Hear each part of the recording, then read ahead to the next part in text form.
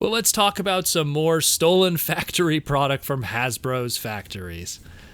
We got a Instagram user from Korea by the name of Hungry Grimlock, and he posted a image of our first look at what is going to be the Transformer Cyberverse Ultimate Class Iaconus. Now, we have not seen anything at all of this toy. When Toy Fair came and went, we were told that it was going to be a character in the line. We saw some art. We watched the final season of Transformers Cyberverse. We saw how this character looked, but we never saw what the toy was going to look like. We didn't know its scale or anything like that. Then we had some leaked lists from, I believe it was Walmart a couple of months ago, and we knew that, okay, he's going to be an Ultimate Class figure. And as time passed, the Ultimate Class, as well as the Ultra Class, kind of went through a little bit of a change. The Ultimate Class and the Ultra Class. Ultra Class was like a 3-step kind of thing, about a Voyager scale, I guess. And their big gimmick was, it had action attack, or I think it was called attack action or whatever, action attack, which they had some kind of flip out gimmick that worked both in robot mode and alt mode. And Ultimate Class was the exact same thing. It was just much larger, a leader class scale, again, simplified design, simplified transformation, but had some kind of pop out gimmick like the Optimus had the Matrix and so on and so forth. So around, I want to say wave 4 or 5, pretty much when they renamed the line and it became Battle for Cybertron or Bumblebee Adventures, that changed from being action attack stuff to the Energon Armor gimmick, which was you pushed a button and some translucent armor flipped out from the back in storage and engulfed the figure. We already saw this with a whole bunch of the Ultra Class stuff that has been released in retail, like Clobber's first figure was one of those, Hot Rod, Rack and Rune, Bumblebee, I could go on and on.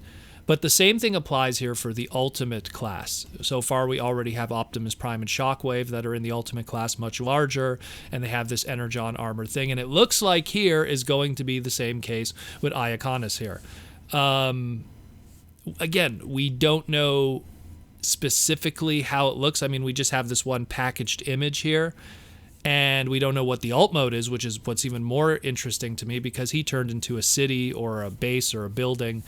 So I'm really curious if they're going to try to maintain that. That would be really cool if they do.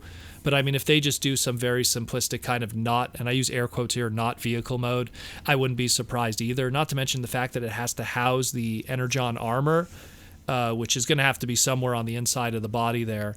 It's going to be very difficult. It's going to be very difficult. All the Energon Armor stuff, and I only have pretty much just the Ultra Scale ones, they do an okay job at turning into alt modes. It's very difficult to pull that off when there's not a lot of storage to work with because of a flip over gimmick. But yeah, that's all we have really in terms of how it looks. The expected release date is supposed to be July 2020, so it should be hitting stores possibly next month if you could get into a Walmart or so on and so forth. The main reason why we don't even see, even though they have this in hand and they haven't opened it and showed us the alt modes and stuff like that, or even the back of the box, is the unfortunate truth of how it works with the toy reviewer world on YouTube.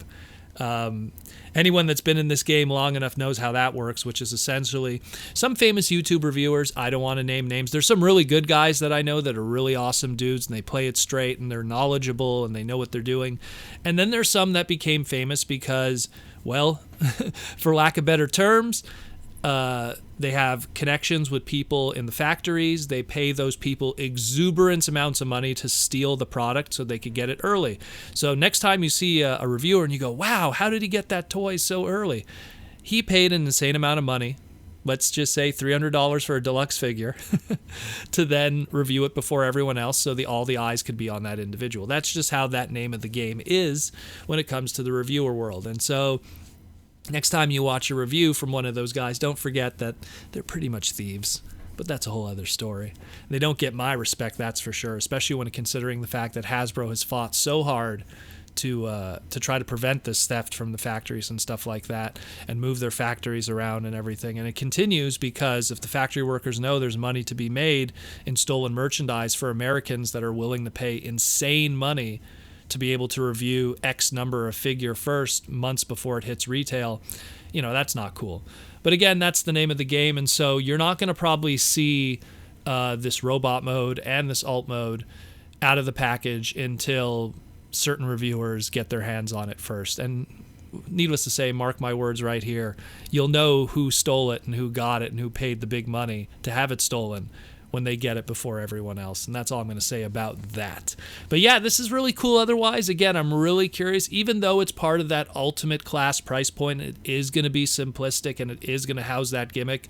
It's a character that we've never had a toy of before in all of Transformers lore. He's a new addition, and he's kind of a city former, so I'm really curious about what we'll get here. And because it's the ultimate class, at least it'll be like leader class. It'll be large, so it'll tower over all your other Transformers Prime figures. I guess he'll kind of work, I don't want to say scale wise, but he'll kind of work better with all your more Legion, Legend class stuff, since that's the smallest stuff that Cyberverse offers right now.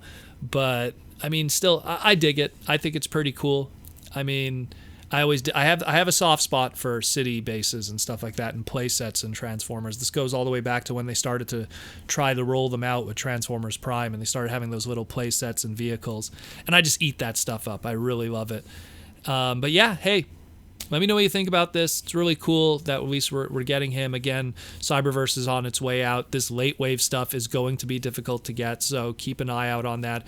If you listen to my last segment about late wave Transformers, you kind of get an idea about how important that is. And once again, pay attention to who's going to be reviewing this in the next couple of days, because we'll know who the thieves are when this is all said and done.